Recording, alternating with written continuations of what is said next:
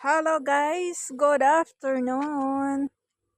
Sino ba ang mahilig nito? Ayan. Sino ang mahilig ng sili? Ito ay sobrang anghang to ah. May ano siya. May dalawang hinog na siya. Yan, kita niyo yung dalawang hinog na yan. Sobrang mahal ng sili dito sa ibang bansa. Grabe, sobrang mahal. Dalawa ang puno niya. Tsaka ito din ah. Ganda ng flower. Purple lavender. Yan siya. Maganda. Sili. Ayan. Ang ganda ng sili.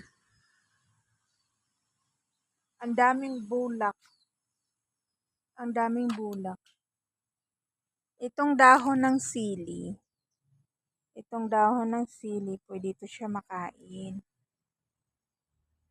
Ayan. Sabi ko sa boss ko, ito pwede siya makain with tinulang manok.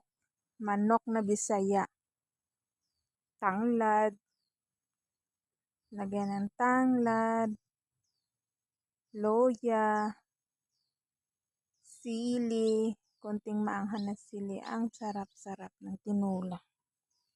Sobrang sarap niyan. Ayan ah.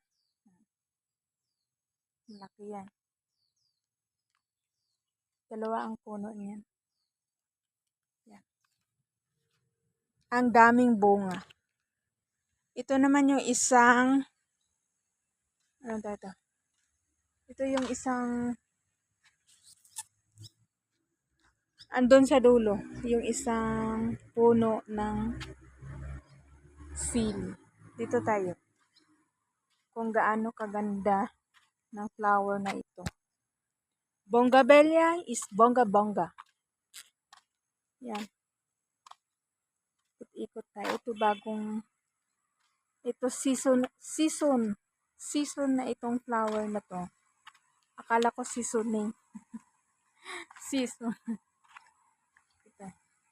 Kung hindi lang sana siya, kung hindi lang sana umulan, ay hindi ito ma-wayway. Yan o. Ang ganda ng bulak na to eh. Maganda.